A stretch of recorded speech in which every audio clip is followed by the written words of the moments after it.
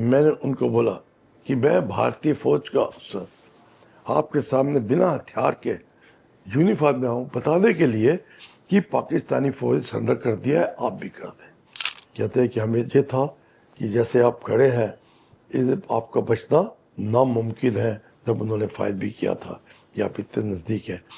اور اتنے میں ایک مسٹر کھوکھا تھے جو 6 مجرمان کے ایڈ تھے اور ان کے کزن تھے، وہ بنگلہ دیش کا جھنڈا لائے، شیخ حسینہ جی کو دیا، شیخ حسینہ جی نے وہ جھنڈا مجھے دیا اور بولے یہ اوپر سے پاکستان کا جھنڈا ہٹاؤ اور ہمارا بنگلہ دیش کا جھنڈا لگاؤ۔ میں اوپر گیا اور پاکستانی جھنڈا نیچے پھینک دیا، بنگلہ دیش جھنڈا لگایا، اور سب جو بیٹھے تھے پاکستان کے جھنڈے پہ پاؤں رکھا اور جنگ ماتا اے بنگ ماتا، اور سب نے زور سے بولا جوائے بنگلہ۔ اور مجھے بتایا گیا کہ آپ شاید پہلے آدمی ہیں جنہوں نے کہ ان کے گھر کے اوپر بنگلہ دیش کا آزادی کا جھنڈا لگایا ہے۔ یہ 13-14 رات کو ہوا تھا، پھر 15 دن کو ہم کو حکم ملا کہ آپ ڈھاکہ ایئرپورٹ کو کیپچر کریں گے۔ ٹھیک ہے۔ تو 15 شام کو ہم ایڈوانس کیے ڈھاکہ ایئرپورٹ کے اوپر، اور 15-16 کی رات کو میری کمپنی نے ڈھاکہ ایئرپورٹ پہ حملہ کیا۔ تب تک شاید پاکستانیوں کو وڈرا کرنے کا یا کافی کیجولٹی سفر کی تھی، وہاں ہم کو زیادہ ریزسٹنس نہیں ہوئی۔ ہم نے 3 پاکستانیوں کو مارا اور 5 پاکستانیوں کو کیپچر کیا تھا، اور اس میں ہمارا بھی ایک جوان زخمی ہو گیا تھا۔ 16 تاریخ سویرے ہم نے ڈھاکہ ایئرپورٹ کو کیپچر کر لیا تھا، اور 16 دسمبر دوپہر کو پاکستانی فوج نے بنگلہ دیش فوج اور بھارتی فوج کے سامنے سرنڈر کر دیا تھا۔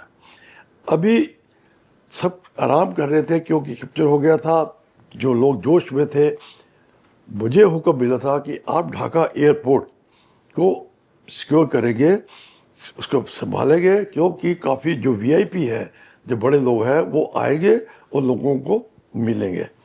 تو جب سویرے 9 بجے میں اس چیز کو کر رہا تھا تو ایک مکتی وادی یودھا وہ آیا، اس نے میرے جو کمانڈنگ افسر تھا اس کو بولا کہ شیخ مجیر الرحمان کی فیملی قید میں ہے، ان کو ایک دن پہلے بھی اس قید میں مارنے کی کوشش کی، بس کامیاب نہیں ہوئے پاکستانی، آپ اگر نہیں بچائیں گے تو اس کو وہ مار دیں گے۔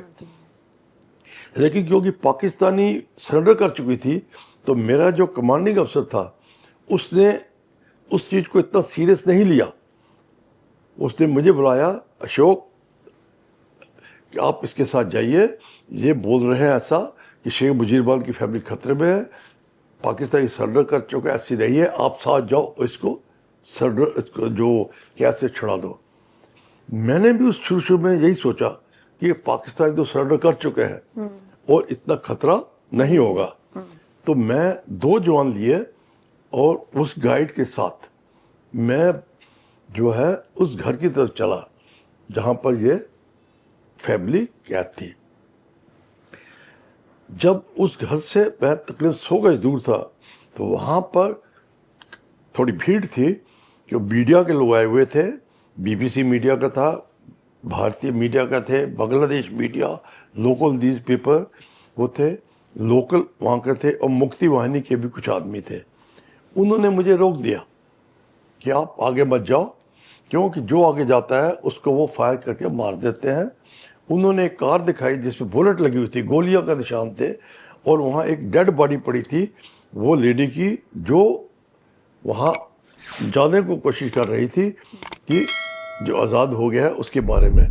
تو پاکستانیوں نے فائر کر کے اس کو مار دیا، اور اس سے پہلے انہوں نے جو بھیڑ تھی اس کے اوپر بھی فائر کیا، یہ کہ یہ وہاں آئے، کیونکہ شاید ان کو نہیں معلوم تھا۔ اب میرے پاس ٹائم کم تھا، سمے بہت کم تھا، کیونکہ لائف جو اندر بند ہے ان کی خطرے میں ہے، جتنا لیٹ کریں گے، دیر کریں گے، ان کی زندگی خطرے میں پڑے گی۔ تو میں نے سوچا اگر میں اپنے سینئر سے پوچھتا ہوں تو وہ میرے سے کئی سوال پوچھے گئے، میں ان کو جواب دوں گا، وہ مان بھی جاتے ہیں، جب تک وہ جو جوان یا جو بھیج دی ہے ٹولی اس کو بھیجیں گے، اس میں بہت ٹائم لگ جائے گا۔ اور میرے پاس صرف 2 جوان ہیں، اور اس سے میں اس گھر کے اندر بغلے میں نہیں کر سکتا، کیونکہ وہ گھر کا جو چھوٹا گھر تھا 3 بیڈ روم والا، لیکن اس کے جو بنکر تھے، ایک چھت کے اوپر بنکر تھا، ایک گیٹ کے اوپر بنکر تھا، اور سائڈ کے اوپر 2 بنکر تھے، جس میں تقریباً 12 آدمی تھے، اور آپ دکھائی دے رہا تھا کہ انہوں نے LMG اور رائفل لگائی ہوئی ہیں، پھر وہ ڈیوٹی پہ کھڑے ہیں۔ تو میں نے یہ سوچ کر کہ میں ان کو سائیکولوجیکلی ہمت سے ہراؤں اور ان کو بتاؤں کہ بنگلہ دیش کے سامنے پاکستانی فوج نے سرنڈر کر دیا ہے، تو یہ اس ارادے کو لے کر میں نے اپنا جو ہتھیار تھا وہ 2 جوانوں کو دے دیا، اور ان کو بولا کہ آپ میرے پیچھے نہیں آئیں گے۔ اور مجھے انہوں نے، جو لوکل تھے، میڈیا تھے، بڑا کوشش کیا روکنے کی، لیکن میں بنا ہتھیار کے اس گھر کی طرف ایڈوانس بڑھ گیا۔ جب میں اس کار کے پاس پہنچا جہاں وہ ڈیڈ باڈی پڑی تھی، تب میں نے بولا کوئی ہے؟ کوئی جواب نہیں تھا۔ تھوڑا رکنے کے بعد میں نے دوبارہ بولا کوئی ہے؟ کوئی جواب نہیں تھا۔ تو میں آہستہ آہستہ گھر کی طرف بڑھا۔ جب میں گیٹ سے 2 یا 3 قدم پیچھے تھا تو اوپر سے آواز آئی، سامنے سے ہی تقریباً 20 گز کے اوپر LMG تھی، کہ آپ رک جاؤ نہیں تو ہم گولی چلا دیں گے۔ جیسے انہوں نے ایسا بولا، میں نے ان کو بولا کہ میں بھارتی فوج کا افسر آپ کے سامنے بنا ہتھیار کے یونیفارم میں ہوں، بتانے کے لیے کہ پاکستانی فوج سرنڈر کر دیا ہے، آپ بھی کر دیں۔ وہ اس چیز کو ماننے کو تیار نہیں تھے۔ انہوں نے پنجابی میں مجھ سے بات کی، اور میں پنجابی تو میں اس چیز کو سمجھتا تھا۔ انہوں نے ہر طرح کی جو پنجابی گالی ہوتی ہے انہوں نے مجھے بھی دی، میرے بھارتی فوج کو بھی دی، کہ اس بھارتی فوج سے ہم ڈرتے نہیں، وہ ڈرپوک فوج ہے، ہم اس کو برباد کر دیں گے، اور ہر طرح کی جو انہوں نے شبد اس کے اوپر استعمال کیے۔ میں نے ان کو سمجھانے کی کوشش کر لی، انہوں نے بولا آپ جاؤ نہیں تو ہم فائر کر دیں گے آپ کے اوپر۔ اتنی دیر میں ایک بھارتی ہیلی کاپٹر میرے اوپر سے اڑا۔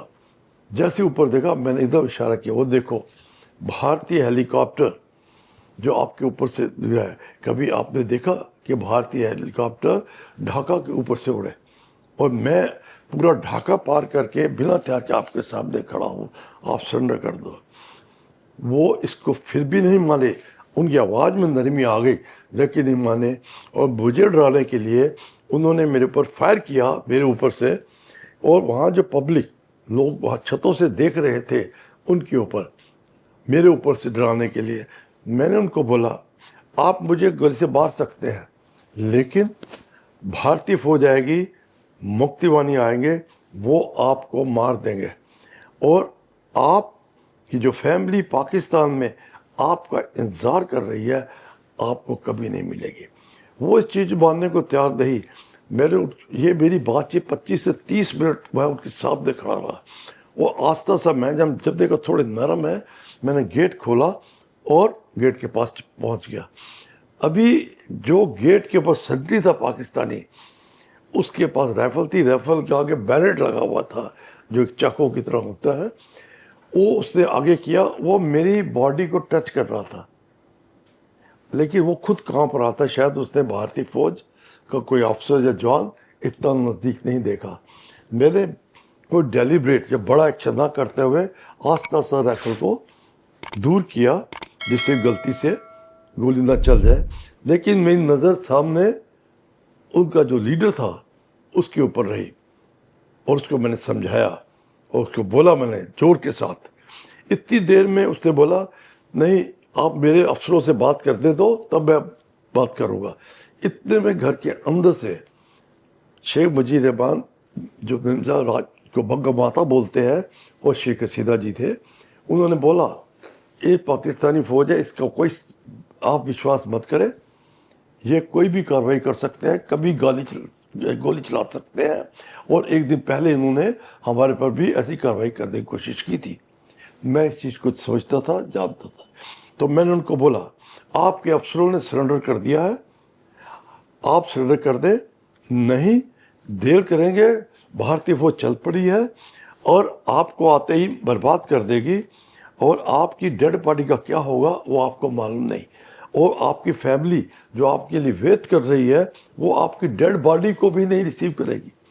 تو میں آپ کو یہی سمجھا کہ اگر آپ سرنڈر کر دیتے ہیں تو یونیفارم میں فوجی افسر ہونے کے ناطے میں آپ کو پرومس کرتا ہوں کہ میں آپ کو آپ کا جو ہیڈ کوارٹر ہے وہاں پہنچا دوں گا، اور جس سے آپ وہاں سے پاکستان جا سکتے ہیں، نہیں تو آپ کے یہاں پر ہی فوج آ کے آپ کو برباد کر دے گی۔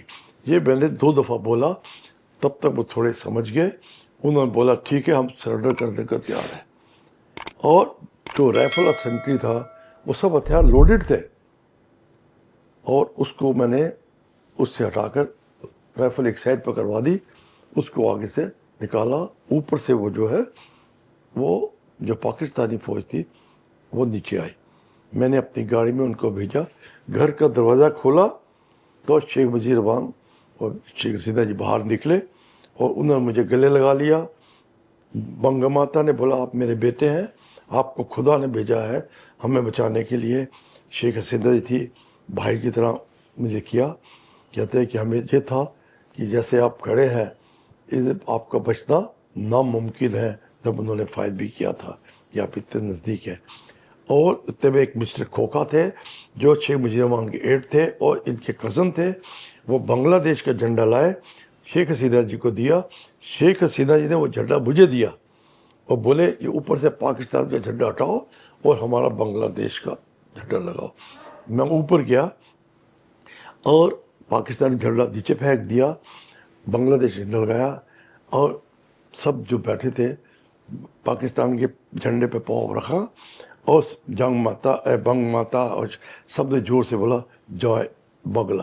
اور مجھے بتایا گیا کہ آپ شاید پہلے آدمی ہیں جنہوں نے کہ ان کے گھر کے اوپر بنگلہ دیش کا آزادی کا جھنڈا لگایا ہے اتہاس کے اندر۔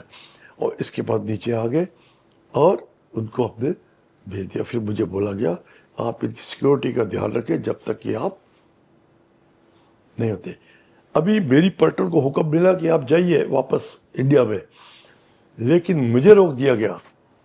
کیوں؟ شیخ مجید الرحمان جو پاکستانی جیل میں قید تھے پاکستان میں، ان کو پتہ لگا کہ میجر طرح ہے جنہوں نے ان کی فیملی کو بچایا ہے، اور مجھے وہاں روکا گیا۔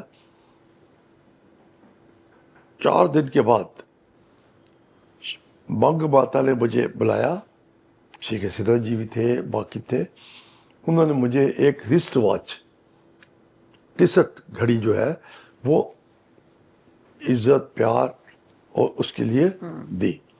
شیخ مجید الرحمان 10 جنوری کو ڈھاکہ ہے، 12 جنوری کو انہوں نے مجھے اپنے گھر پہ بلایا، میں ان کے پاس گیا، میں سے چاہے جو بھی بات چیت ان سے ہی آدھا ایک گھنٹہ۔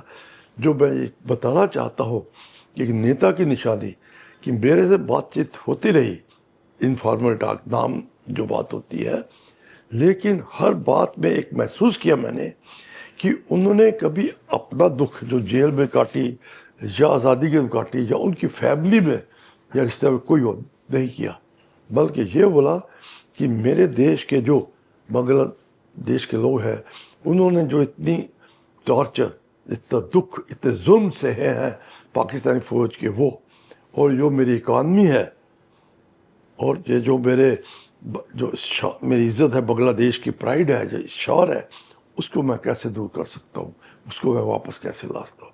یہ ایک مہان نیتا کا وہ نشانی تھی جس نے کہ دیش کے لیے اتنا کچھ کیا، اور وہ دیکھ کر مجھے بھی بہت ہوا۔ اور انہوں نے بولا کہ میں آپ کے ساتھ فوٹو لوں گا پوری فیملی کے ساتھ، جو کہ آپ میرے بیٹے سمان ہیں، اور آپ جو ہے ان کو فوٹو کا میں لگاؤں گا۔ ہم نے ایک فیملی سے فوٹو لی، انہوں نے اس کے اوپر سائن کیا اور وہ فوٹو وہاں پر لگائے گئے۔ اور جب میں 23 جنوری 72 کو شیخ حسینہ جی نے ایک فوٹو دی جس پہ میری وائف کو لکھا آبھا بھابھی اینڈ سائن کیا، فوٹو دی، اور اس کے بعد 24 کو میں واپس آ گیا۔